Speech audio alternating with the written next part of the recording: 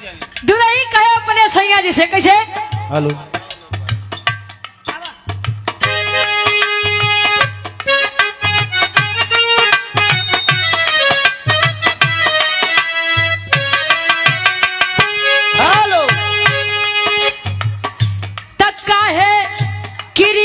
धरावे लतुयान के तरे क्रिया धरावे लतुयान के तरे क्रिया धरावे लतुयान के तरे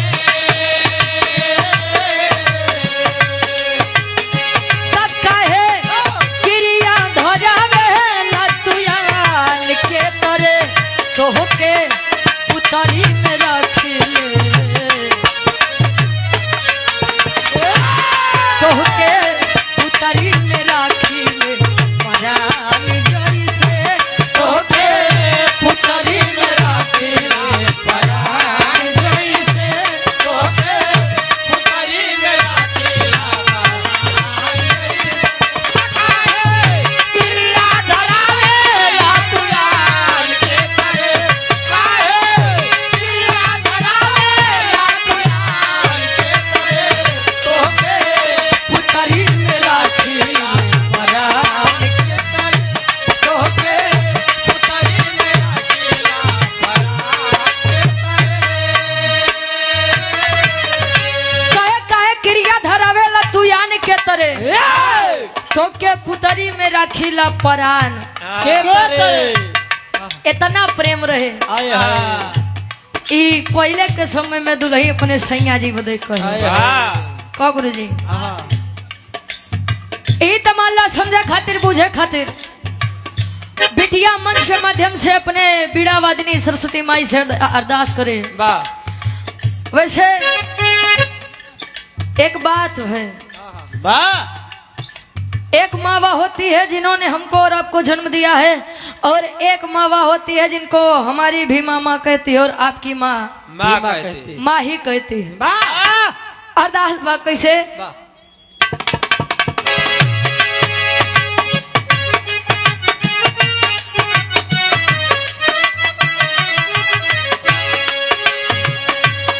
आजा हंसवा पे होई के सवार मैया जी आजा हंसवा पे होई के सवार मैया जी आजा हंसवा पे होई के सवार मैया जी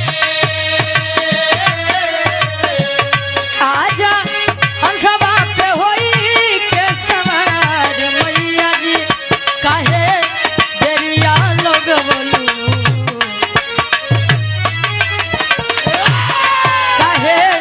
दरिया लोगो बोलू हमारी मैया जी काहे दरिया लोगो बोलू हमारी मैया जी काहे दरिया लोगो बोलू हमारी आजा हंसवा पे होए के सवार मैया जी आजा हंसवा पे होए के सवार मैया जी काहे दरिया लोगो बोलू हमारी मैया जी काहे दरिया लोगो बोलू हमारी मैया जी काहे दरिया लोगो बोलू हमारी मैया जी। आजा हंसवा पे होई के सवार मैया जी। ये मन बड़ा चंचल होता है गुरुजी,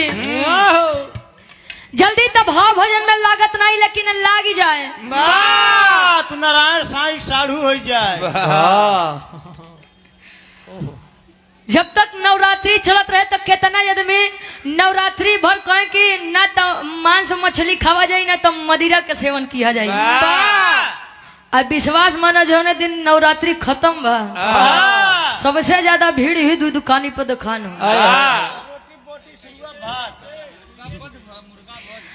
अच्छा खाऊ वाले कोई खवार होते सूरज जी कितना आदमी कोई है कि हम मुर्गा उर्गा नहीं खाई केवल ओकर वही तरीवा दे दी है हम काम डका ले नहीं सब्जी बात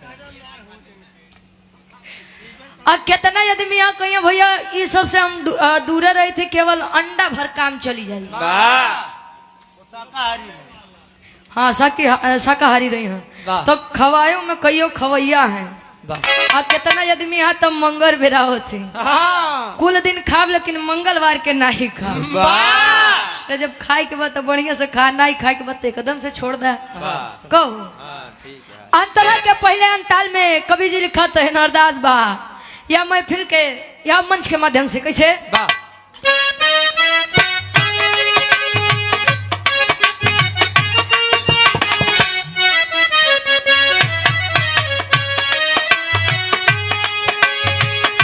तोहरे कृपा से मैया महफिल में गाए, तोहरे कृपा से मैया महफिल में गाए, तोहरे कृपा से मैया महफिल में गाए।